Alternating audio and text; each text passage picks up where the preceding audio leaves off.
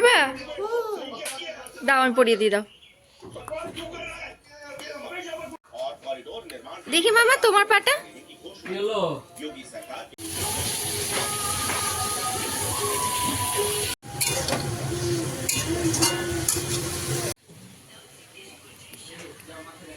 কিছু হয়নি।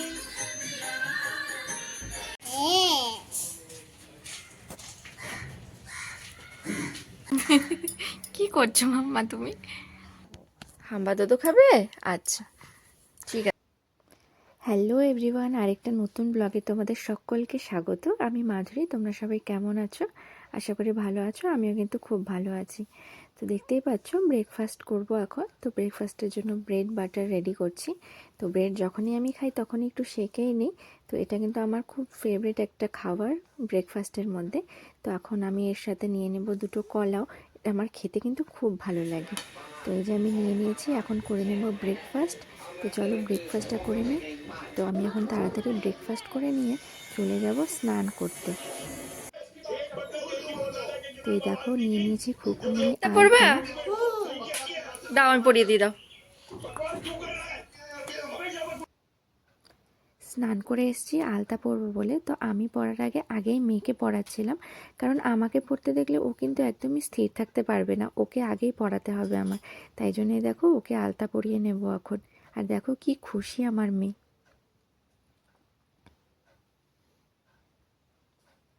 তোমরা সবাই ছোকা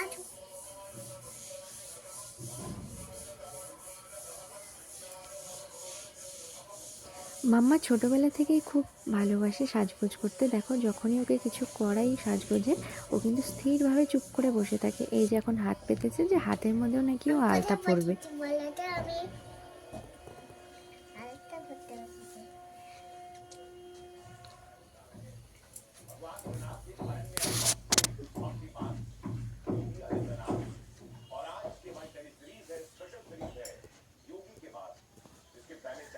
দেখি ওকে পরানোর পরে এখন আমিও পরে নিচ্ছিলাম আলতাটা।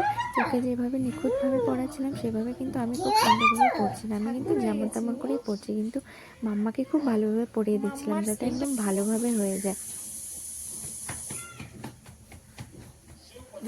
আজকে অনেকদিন পরেই আমি আলতা পরতে বসেছি, অনেকদিন পরে আলতা পরেছি, নিজেকে রানী রানী লাগছে। দেখি মামা তোমার পাটা। ওয়াও কি সুন্দর। কেন দিবা না? কি দিবা না? এরই মাঝখানে বসিয়ে দিয়েছিলাম রান্না। তো দেখো শাক বানিয়েছি এখানে, আর করে নেব এখন পাঁচমিশালি তরকারি। তো আগেই পাঁচফোড়ন শুকনো লঙ্কা সোমবার দিয়ে নিরামিষভাবেই তরকারিটা বানাবো, কারণ দুপুরের খাওয়ারও তো আয়োজন করতে হবে, তাই তাড়াতাড়ি করে রান্নাও করছিলাম। এরপরে মেয়েরও রান্নার বাকি ছিল। তো এখন আমি চলে এসেছি মায়ের কাছে। মা এখানে রেডি হয়ে গেছে পুজো করবে বলে। তো দেখো মার প্রায় পুজোর আয়োজন হয়েই গেছিলো। তো শিবরাত্রির দিন আমাদের বাড়িতে কিন্তু ঘট বসানোর নিয়ম রয়েছে। তো মা ঘট বসায় শিবরাত্রির দিন। তো সেই ঘট বসানোর আয়োজন করেছে।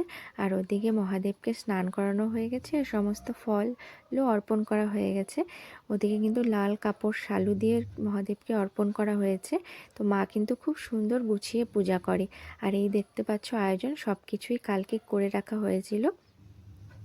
তো এই দেখো ঘরটাও সাজানো হয়ে গেছে, এখন ঘরটাও বসিয়ে দেবে মা। আর ওদিকে কিন্তু মহাদেবকেও সব কিছু দেওয়া হয়ে গেছে। এদিকে মার পুজো প্রায় কমপ্লিট। আর এইদিকে এখন দুধ ঢালছে, এরপরে জল ঢেলে দিল।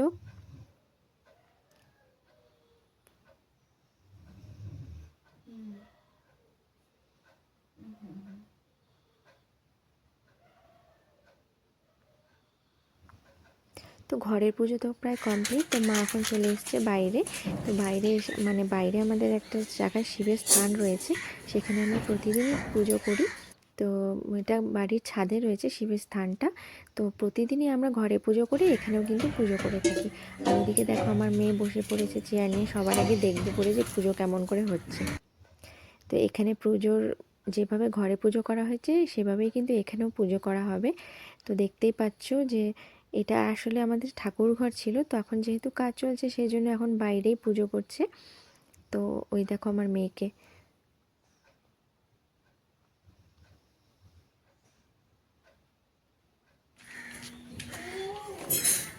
যেহেতু এখন বাড়িতে কাজ চলছে সেহেতু দেখতে পাচ্ছ সব কিছু এলোমেলো এদিক ওদিক। তো এটা আমাদের আগে ঠাকুর ঘর ছিল, বেশ বড় জায়গা ছিল, তো তখন অসুবিধা হতো না। যেহেতু এখন খুব ছোট জায়গা হয়ে গেছে তাই জন্য কিন্তু একটু সব কিছুই ম্যানেজ করতে হচ্ছে ছোট জায়গার মধ্যে। দেখো এখন মা এখানে পুজো করে নিচ্ছে। তো আমিও অনেক আশা করেছিলাম পুজো করব বলে, কিন্তু সত্যি এবছর সেই সৌভাগ্যটা আর আমার হলো না। কারণ আমি মনে করি যে পুজো করারও একটা সৌভাগ্য লাগে, কিন্তু এই বছর সত্যি আমার সেই সৌভাগ্যটা প্রাপ্ত হয়নি। তাই মনটা কিন্তু ভীষণ খারাপ ছিল, কারণ অনেক আশা করেছিলাম যে শিবরাত্রির দিন খুব ভালোভাবে পুজো করব, মন্দিরে যাব, কিন্তু সেই আশাটা আমার পূর্ণ হয়নি বলে মনটা বেশ খারাপ ছিল। কিন্তু মা এত সুন্দরভাবে গুছিয়ে পূজা করছিল যে দেখেও মনটা খুব ভালো লাগলো। তো আশা করি যে আসছে বছর ভালোভাবে পুজো করতে পারবো, ভালো কোনো আশা নিয়ে, কোনো খুশি নিয়ে, মনে খুশি নিয়ে পুজো করতে পারবো সেই আশা রাখি। মহাদেব সকলকে ভালো রাখুক, সকলের মনোবাসনা পূর্ণ করুক, এই আশাই রাখছি। তো আমাদের বাড়ির শিবরাত্রির পুজো তোমাদের কেমন লাগলো সেটা অবশ্যই কমেন্ট করে জানিও, আর কিন্তু পাশে থেকে অবশ্যই। তো দেখো এখানে মা সব কিছুর আয়োজন করে পুজো করে নিয়েছে। আর এই বেলপাতাগুলো কিন্তু মানে আমাদের পাশের বাড়িরই এক জায়গা থেকে আনা হয়েছে বেলপাতাগুলো, কারণ এত সুন্দর বেলপাতা কিন্তু দোকানে কিন্তু আদৌ আমাদেরকে দেবে না।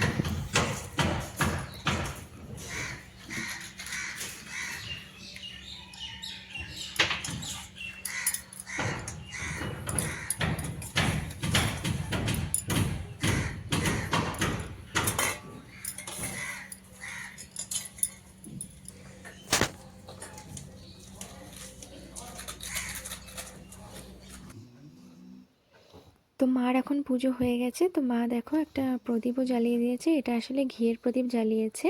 তো আমরা যে কোনো পুজোর পরেই একটা কিন্তু ঘিয়ের প্রদীপ অবশ্যই জ্বালাই। তো দেখো মা কি সুন্দর করে পুজো করেছে। তো এই ঘিয়ের প্রদীপ জ্বালানোরও অবশ্যই মাহাত্ম্য রয়েছে। তো তোমরাও কি অবশ্যই কেউ জ্বালাও তো জানিও।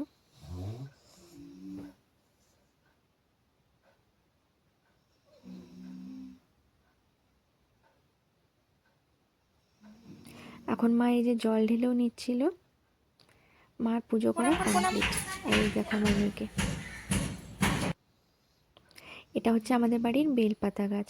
তো বেলপাতা গাছের নিচেও মা একটা প্রদীপ ধরাবে। তো আমার ঠাকুরদা বলতেন যে শিবরাত্রির দিন বেলপাতা গাছের তলায় অবশ্যই একটা প্রদীপ জ্বালাতে, এতে বাড়িতে কিন্তু সুখ সমৃদ্ধি আসে। তো আজকের ভিডিওটা এখানেই। তোমরা অবশ্যই আমার পাশে থেকো, আর চ্যানেলটাকে সাবস্ক্রাইব করতে কিন্তু একদম ভুলো না। দেখা হবে খুব তাড়াতাড়ি অন্য আরেকটা ব্লগে। আমার সাথে অবশ্যই থাকলে তোমরা আরও অনেক কিছুই দেখতে পাবে। তো আজকের মতো এখানে, খুব তাড়াতাড়ি দেখা হচ্ছে তোমাদের সাথে।